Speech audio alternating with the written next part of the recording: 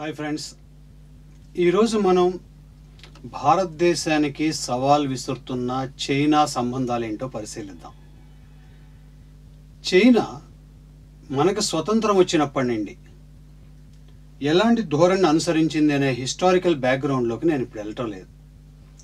But నేను చెప్పదలిచింది ఏంటంటే, తాజాగా ముఖ్యంగా 2020 జనవరి తరువాత చైనా అనుసరిస్తున్న వ్యూహాలు భారతదేశానికి ఇబ్బంది కలిగిస్తున్నాయి.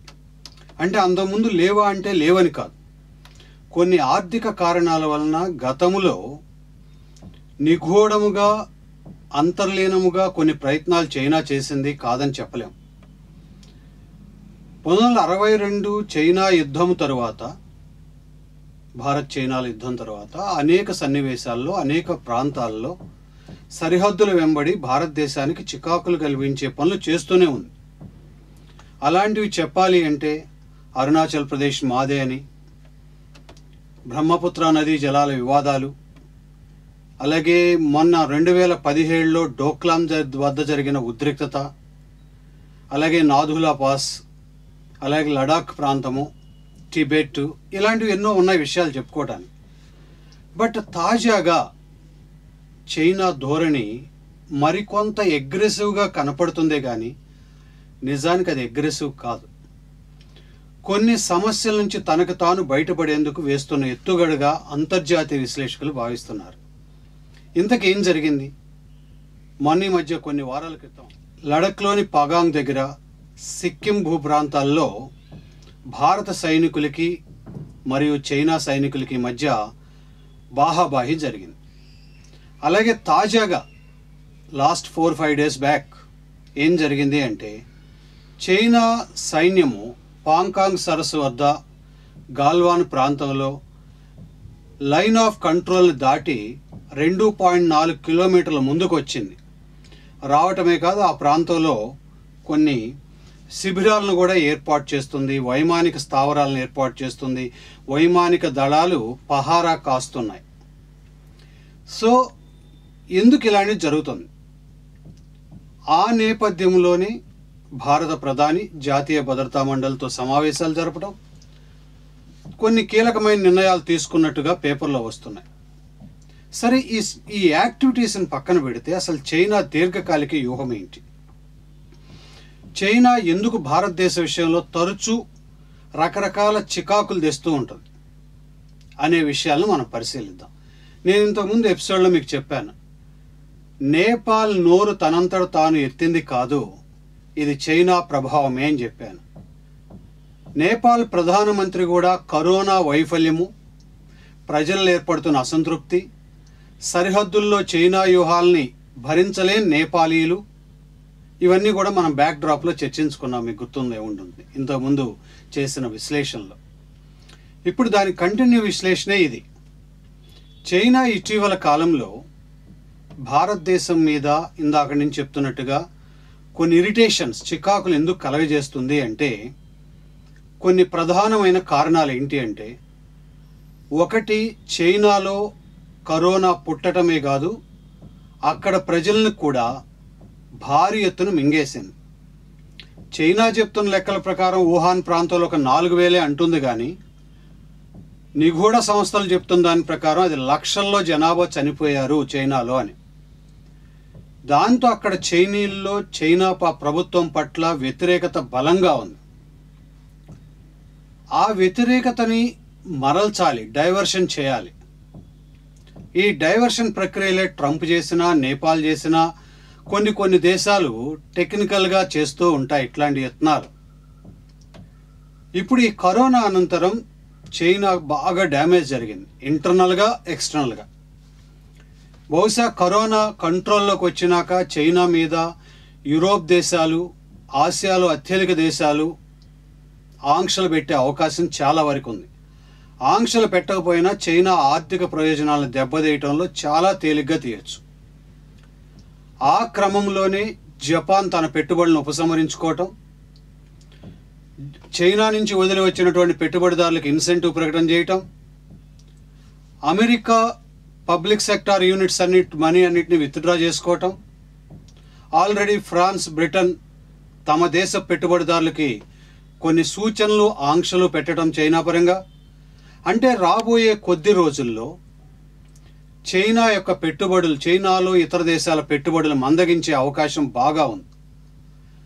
ఆ క్రమంలో ఆ పెట్టుబడులు భారతదేశం తెచ్చేందుకు భారత ప్రభుత్వం పెద్ద ఎత్తున ప్రయత్నాలు చేస్తుంది. జపాన్ ఆల్రెడీ సానుకూల ధోరణి వ్యక్తం చేసింది. ఫ్రాన్స్ కూడా అనుకూల వాతావరణంలోనే ఉంది. ఇలా కీలకమైన దేశాలన్నీ భారత్ వైపు చూస్తున్నాయి. ఇది నచ్చటం లేదు తాజాగా చైనాకి. సో ఇక్కడ ఉన్న వాటికి చెక్ పెట్టాలి. ఏ దేశ నాయకత్వమైనా సాధారణంగా ప్రజల్ని ఏకీకరణ చేసేందుకు, తమ వైపు తిప్పుకునేందుకు, తమ మీద ఉన్న అసంతృప్తిని నెట్టేసేందుకు 2 టెక్నిక్స్ని ప్లే చేస్తాయండి. ఒకటి, సరిహద్దులతో పడని దేశాలతో యుద్ధాన్ని కానీ, ఆ వాతావరణాన్ని సృష్టించటం కానీ, లేదా దేశంలోని మతాన్ని రెచ్చగొట్టడం కానీ, లేదా మరొక అంశం ద్వారా జాతీయవాదం, నేషనలిజం అంటాం, టెక్నిక్ ప్లే చేస్తుంటారు. ఇది దాదాపుగా అన్ని దేశాలు అంతర్గత వ్యూహంలో అనుసరించే మెళుకువే. అదేదో చైనా ఒక్కటే చేస్తుందని చెప్పట్లేదు. ట్రంప్ ఎందుకు WHO మీద పడుతున్నాడు? రీజన్, మన పాలనలో లోపం లేదు, రేపు నవంబర్లో వచ్చే ఎలక్షన్లో గెలవాలి అనే ఉద్దేశంతో ఇదంతా WHO అండ్ చైనా కుమ్మక్కై చేశాయి అని చెప్పి ఆరోపించటం లాంటిదే ట్రంప్ చేసిన, ఇటు చైనా చేసిన, సమ్ టైమ్స్ మన భారత నాయకత్వం చేసిన. సరే, అది ఇప్పుడు సందర్భం కాదు కాబట్టి నేను చెప్తున్నాను. అందువల్ల భారతదేశాన్ని ఒక దుష్ట దేశంగా ఎక్స్పోజ్ చేయాలి. భారతదేశంలో ఒక అన్సర్టైన్ వాతావరణాన్ని క్రియేట్ చేయాలి. అప్పుడు పెట్టుబడులు చైనా నుంచి ఇతర దేశాలకు వెళ్ళవు. సో ఆ పరంపరలోనే ఇలాంటి ఇంటర్నల్ డిస్టర్బెన్స్ క్రియేట్ చేయాలి అంటే ఇంటర్నల్గా మన ప్రభుత్వాలు చాలా స్ట్రాంగ్ ఉన్నాయి. మతం పరంగా, ప్రాంతం పరంగా, భాష పరంగా వచ్చిన అణిచేయగల శక్తి మన నాయకత్వాలకు ఉంది. కాబట్టి సరిహద్దుల పరంగా క్రియేట్ చేసి ప్రపంచ దేశాల్లో ఒక రకమైన అనిశ్చిత వాతావరణాన్ని సృష్టించాలి అన్నదే చైనా ఎత్తుగడని. ఆ క్రమంలోనే నేపాల్ని రెచ్చగొట్టింది. నేను లాస్ట్ ఎపిసోడ్లో కూడా చెప్పాను. అలాగే శ్రీలంకతో అప్పుడప్పుడు కామెంట్స్ చేస్తుంటుంది. ఒక విధంగా చెప్పాలంటే శ్రీలంక ఆర్థిక వ్యవస్థ చైనా చేతుల్లో ఉంది. దాదాపుగా $3 బిలియన్ అప్పు చైనాకు ఉంది. ఆ అప్పుని తీర్చే క్రమంలో, వడ్డీలు కట్టే క్రమంలో శ్రీలంక హెంబాటెటో అనే పోర్టుని చైనాకి 99 సంవత్సరాలు లీజుకి ఇచ్చింది. లీజుకి ఎంతకి ఇచ్చింది అంటే $1.4 బిలియన్. ఆ $1.4 బిలియన్ ఏం చేసిందయ్యా శ్రీలంక అని చూస్తే చైనా అప్పు తీర్చడానికి వాడింది. అంటే అక్కడ శ్రీలంకను ఆ విధంగా గ్రిప్లో పెట్టుకుంది. ఇక పాకిస్తాన్ ఆల్రెడీ బలహీన దేశం. ఏ కోణంలో చూసినా భారతదేశం ముందు ఒక ఈగ లాంటిది.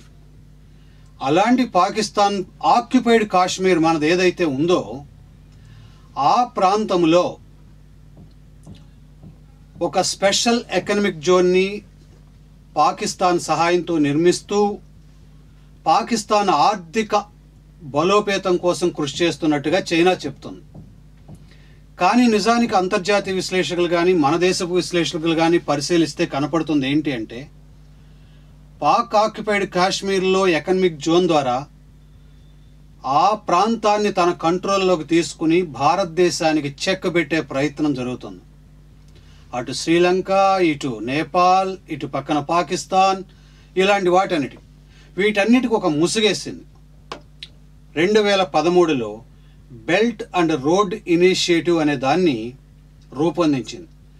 దాని ద్వారా America, Africa, Asia, middle east, Europe అన్ని భూభాగాలకి భౌగోళికపరమైన కనెక్టివిటీ ఏర్పాటు చేస్తానని దాదాపు 99 దేశాలతో ఒప్పందాలు కుదుర్చుకుని 99 దేశాలతో ఒప్పందాలు కుదుర్చుకుని ఆ ప్రాంతాలను ఆర్థికంగా అభివృద్ధి చేస్తానని చెప్తుంది చైనా. ఆ క్రమంలోనే నేపాల్ సరిహద్దులు, ఆ క్రమంలోనే భారత్ పాకిస్తాన్ సరిహద్దులు. అలా మౌలిక వనరుల అభివృద్ధి ద్వారా అన్ని దేశాలను ఆకర్షిస్తుంది. అది ఎంతవరకు అంటే యూరోప్ మొత్తం వెళ్ళిపోద్ది రోడ్డు, అలాగే ఇటు పక్కన ఆఫ్రికా మొత్తానికి చేరుతుంది. ఒక్క మాటలో చెప్పాలి అంటే మొత్తం 99 కీలకమైన దేశాలతో కనెక్టివిటీని ఏర్పరిచి ఒక బలమైన ఆర్థిక శక్తిగా మారే క్రమంలో ఒక ప్రయత్నం చేస్తుంది. సో ఆ క్రమంలోనూ ఈ బెల్ట్ని 2049 వరకల్లా పూర్తి చేయాలని ఒక లక్ష్యాన్ని కూడా నిర్ణయించుకుంది. ఆ క్రమంలోనే 470 బిలియన్ సమ్ అదర్ ఫిగర్ పెద్ద ఎత్తున ఖర్చు పెట్టే యోచన చేస్తుంది చైనా. ఇలా చేస్తూ ఉన్నప్పుడు కరోనా పరంగా ఇంటర్నల్గా ఎక్స్టర్నల్గా జరుగుతున్నటువంటి వాతావరణాన్ని బలహీనపరిచే ఒక దుష్ట యత్నం చైనా చేస్తుంది. ఆ క్రమంలోనే ఇప్పుడు భారతదేశాన్ని కెలకటము అంటారు. నిజానికి ఏ కోణంలో చూసినా భారత్ కంటే చైనా బలమైంది, అంగీకరించి తీరాలి. ఇందాక పాకిస్తాన్ ఒక ఏగా అన్నాను. చైనా ముందు మరీ మనం ఏగ కాకపోయినా కానీ మనకున్న ఇతర శక్తుల ద్వారా మనం కూడా బాహుబలమే. ఇతర శక్తులు అంటే ఇక్కడ యుద్ధపరమైంది కాదు, ఆర్థిక ప్రయోజనం, ప్రజాస్వామ్యతత్వం, రైట్, మనకి ప్రపంచ దేశాలతో ఉన్నటువంటి సత్సంబంధాలు, ఇలాంటి కౌంట్ చేసుకుంటే చైనా కంటే మనం బెటర్గా ఉన్నాం. అందువలన ఆర్థిక మరియు ఆయుధ విషయాల్లో మనం బలహీనం అయితే ఉండొచ్చు కానీ బట్ ఒక దేశంగా, ఒక సార్వభౌమ దేశంగా చైనాకి ఎలాగైనా చెక్ పెట్టగల సామర్థ్యం ఇండియాకు ఉంది. దీన్ని గమనించి అష్టదిగ్బంధనం అంటారు చూడండి, ఆ మధ్యకాలంలో ఒక సినిమాలో కూడా ఇది చాలా క్లియర్గా చూపిస్తాడు. ఈ మధ్యకాలంలో భారతదేశంలో అంతర్లీనంగా రాజకీయ విషయాల్లో కూడా అష్టదిగ్బంధనం, డబ్బు పరంగా, నా పేరు పరంగా, బంధువుల పరంగా, ఇలాంటి వాటిలో దెబ్బలు తీయటం అన్నమాట. ఇప్పుడు భారతదేశాన్ని కూడా అలా దెబ్బతీయాలి అన్నదే చైనా వ్యూహం. ఆ క్రమంలోనే మొన్న ఈ మధ్య నేపాల్ సంఘటన చూసాం. ఇప్పుడు తాజాగా ఈ ప్యాంగాంగ్ లేక్ దగ్గర గాల్వాన్ ప్రాంతంలో సైనికుల్ని మోహరింప చేయటం.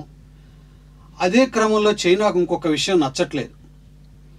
ఇప్పటివరకు గత ప్రభుత్వాలు మన దేశపు సరిహద్దును పూర్తిగా నిర్లక్ష్యం చేశాయి. ఒక మాటలో చెప్పాలంటే పాకిస్తాన్ సరిహద్దు తప్ప.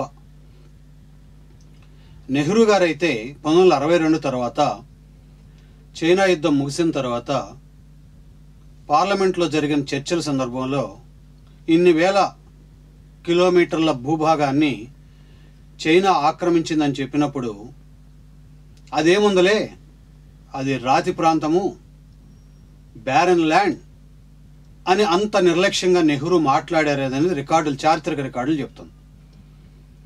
రేపు చైనాతో నిజంగా యుద్ధం వస్తే చైనా అటువైపున బెల్ట్ అండ్ రోడ్ ఇనిషియేటివ్ కింద విస్తరిస్తూ ఉంది, మనం చేతులు కట్టు కూర్చున్నాం.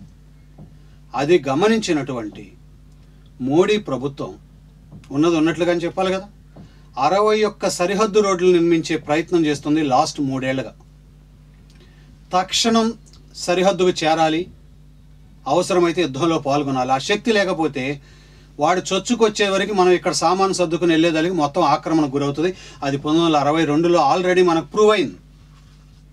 ఆక్సాయ్ చిన్ ప్రాంత ఆక్రమణ కావచ్చు, తర్వాత టిబెట్ భూభాగాలు కావచ్చు, తర్వాత సిక్కింలో కొన్ని ప్రాంతాలు కావచ్చు, ఇలా అనేక చోట్ల చైనా ఆ రోజు ఆక్రమించింది. మన సైన్యం ఆర్చుకుని తీర్చుకుని వెళ్ళే లోపల అంతా పూర్తి అయిపోద్ది, మళ్ళీ చర్చలు అంటారు. అందుకని మోదీ ప్రభుత్వం 3346 కిలోమీటర్ల పొడవైన రోడ్లు నిర్మిస్తుంది. నేను మొన్న నేపాల్ విశ్లేషణ చెప్పినప్పుడు దార్చులా నుంచి లిప్ లేక్ వరకు కూడా ఆ రోడ్డు నిర్మాణం ఒక విధంగా అందులో అంతర్భాగం. దానివల్ల ఈరోజు మనం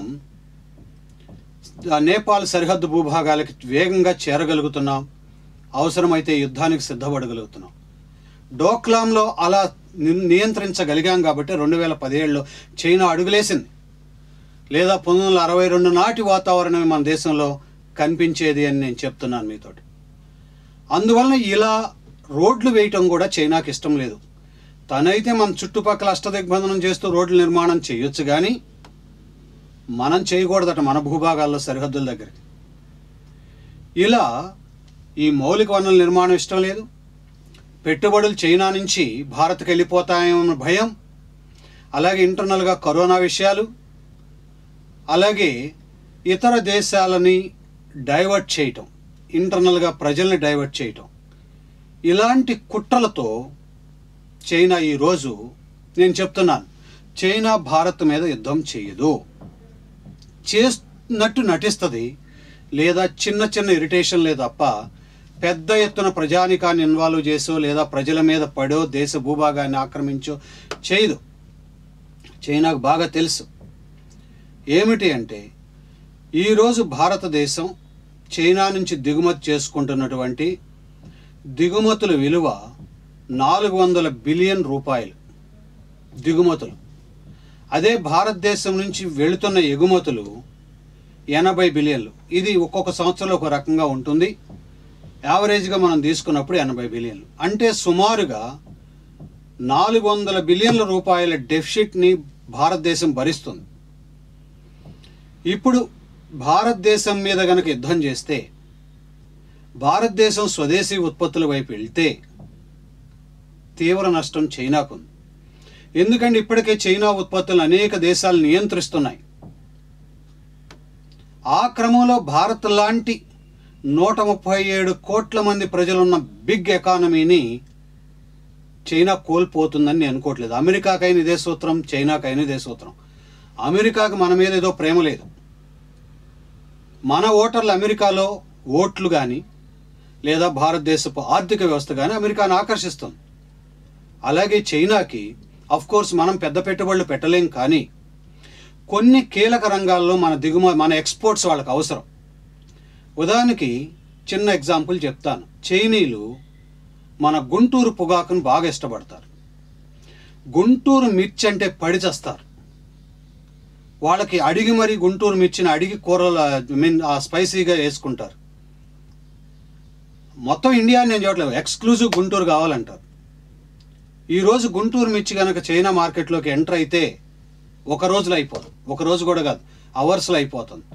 మొన్న ఈ మధ్య ఒక మిత్రుడు అంటున్నాడు, గుంటూరు మిత్రుడు, ఎక్స్పోర్ట్ చైనాకు చేసుకున్నంత లాభం దేంటో లేదని. ఇలాంటి కొన్ని ప్రొడక్ట్స్ ఉన్నాయి, అవన్నీ వదులుకోలేదు. రెండోది, తమ ఎక్స్పోర్ట్స్ అన్ని దెబ్బతింటాయి. అలాగే భారతదేశం మీద దాడి అంటే నైతిక విలువలు కలిగిన ప్రజాస్వామ్య వ్యవస్థ మీద దాడి. ఏ ఉత్తర కొరియా మీద దాడి చేసేందుకు ఎవరు పట్టించుకోరు. ఏ రష్యా సరిహద్దులు గొడవలేనికి ఎవరు పట్టించుకోరు. కానీ భారత్ మీద దాడి జరిగితే భారత విదేశాంగ విధానం ఈ రోజుకి ప్రపంచ దేశాలకు ఆదర్శం. అది చైనాతో కూర్చుకున్న పంచశీల తీర్మానం కావచ్చు, లేదా కోల్డ్ వార్ సందర్భంలో కుదుర్చుకున్నటువంటి అలీన ఉద్యమం కావచ్చు, లేదా మన సార్క్ దేశాలతో ఉపయోగిస్తున్నటువంటి డాక్ట్రైన్, గుజరాల్ డాక్ట్రైన్ కావచ్చు. ఎవడైనా ఒక సాత్వికుడిని, ఒక మంచివాడిని దుష్టులు దాడి చేస్తుంటే చుట్టుపక్కల వాళ్ళందరూ వ్యతిరేకిస్తారు. దుష్టుడి మీద కొడుతూ ఉంటే ఎవడు పట్టించుకోరు. మన దేశం మీద కనుక చైనా దాడి చేస్తే ఇజ్రాయెల్ నుంచి, మిడిల్ ఈస్ట్ కంట్రీస్ నుంచి పెద్ద ఎత్తున నిరసన వ్యక్తం చేస్తాయి. కోర్స్ పాకిస్తాన్ తప్ప. ఇప్పుడు కాస్త నేపాల్ గిల్లింది కదా. ఇలాంటివి తప్ప పెద్దగా ఏ దేశం కూడా చైనాకు మద్దతు ఇవ్వదు. కాబట్టి ఇది ఏంటంటే, ఇందాక చెప్పినటువంటి నేను మెయిన్ కారణాలు ఏవైతే ఉన్నాయో వాటి దృష్ట్యా, అలాగే బేరసారాలు చేసేందుకు కూడా చైనా ప్రయత్నం చేస్తుంది. చైనా మనతో ఏదైనా బేరసారం చేయాలంటే అరుణాచల్ ప్రదేశ్ భూభాగం అంటది, లేదా సిక్కిం దగ్గర ఉన్నటువంటి కనుమలు అంటది, లేదా ఇప్పుడు చెప్పినటువంటి నేపాల్ సరిహద్దుల్లో ఉన్న నేపాల్ టిబెట్ జంక్షన్ అంటది, లేదా లడాక్ ప్రాంతంలో ఉన్నటువంటి భూభాగాలు అంటది. ఆ విధంగా చైనా ఇటీవల కాలంలో భారతదేశం అంటే ఒక భయాన్ని ఏర్పరచుకుంది. అయితే ఆ భయాన్ని బయట పెట్టకుండా భారతదేశాన్ని ఇరిటేట్ చేస్తూనే బేరాలాడింది తప్ప ఏ రోజు భారతదేశం మీద దాడలేదు. చైనా అప్పుడు వదిలేసాయి. ఇరిటేషన్ దాడులు వేరు, నిజంగా యుద్ధం చేసే దాడి వేరు. అలాంటి పరిస్థితి ఇప్పటివరకు చైనా చేయలేదు. కాబట్టి నేను అనుకుంటాను, భారతీయులమైన మనందరం కలిస్తే చైనా ఉత్పత్తులు లేకపోయినా మనం బతుకుతాం. కానీ భారతదేశం లాంటి నైతికత ఉన్న దేశం లేకపోతే చైనాకు ప్రపంచంలో మద్దతు లేదు. అందువలన ఇప్పుడు నేపాల్ గిచ్చులాటైనా, చైనాతో జరుగుతున్నటువంటి ఇలాంటి ఆట ఏదైనా కానీ ఇది చైనా ఆడుతున్న తాత్కాలిక డ్రామానే కానీ పెద్దది కాదు. అయితే మోడీ ప్రభుత్వం ఈరోజు ఏ విదేశాంగ విధానాన్ని అనుసరిస్తుందో వెనకడుగు వేయకుండా, చర్చలకు కూడా రాకుండా ముందడుగు దూసుకుంటూ పాకిస్తాన్ మీద ఏ విధమైతే ఆధిపత్యం వచ్చింది ఈరోజు మనకి, పాకిస్తాన్లో వెన్నులో వణుకుంది. ఏమన్నా మాట్లాడితే గతంలో వాళ్ళలాగా చర్చలు జరపడు ఈ మోడీ దాడే చేస్తాడనే భయం ఉంది. అయితే చైనా విషయంలో దాడి జరగదు. మనం టైట్గా ఇప్పటికే వచ్చిన దేశంలో జాతీయ భావం, భారత ఉత్పత్తులనే వాడదామని. అది గనక జరిగిందో చైనా దిమ్మ తిరిగిపోద్ది. అలాగే చైనా అంటే భయపడేదేం లేదు. థ్యాంక్స్ చెప్పేటప్పుడు థ్యాంక్స్ చెప్తున్నాము, తిరగబడేటప్పుడు తిరగబడగలం. సరే, యుద్ధంలో గెలుస్తామా ఓడతామో తర్వాత విషయం. ముందు కావలసినటువంటి నైతిక బలం అనేది మన దగ్గర ఉండాలి. అందుకనే భారతదేశం మన సైన్యానికి యుద్ధానికి తగిన స్థాయిలో సిద్ధపడమనే ఆర్డర్లు ఇచ్చిందని వార్తలు వస్తున్నాయి. అవి ఆర్డర్సే అవుతాయి, మనం కంగారు పడాల్సిన అవసరం లేదు. కాబట్టి అనేక కోణాల్లో భారతదేశానికి ఉన్నటువంటి ప్రజాస్వామిక వ్యవస్థ, నైతిక బలము, ఆర్థిక బలము, ప్రజల్లో ఏకత చైనా లాంటి 2-3 దేశాలకు కూడా చెక్ పెట్టగలం. ప్రస్తుతానికైతే ఇదండి ఇండో భారత్ లేదా భారత్ చైనా సంబంధాల మధ్య ఉన్నటువంటి విషయాలు. సో వీటి బ్యాక్ డ్రాప్లో నేను పాతవి పంచశీల ఇవన్నీ నేనేం చెప్పలేదండి. అవన్నీ హిస్టారికల్. ఇప్పుడున్న దాన్ని కరెంట్ అనాలిసిస్ చేసుకుంటే ఇది ఓవరాల్గా మీకు కావాలి అంటే కొంచెం ఆ ఫ్లాష్ బ్యాక్ కూడా తర్వాత తెలుసుకోండి. Right, thank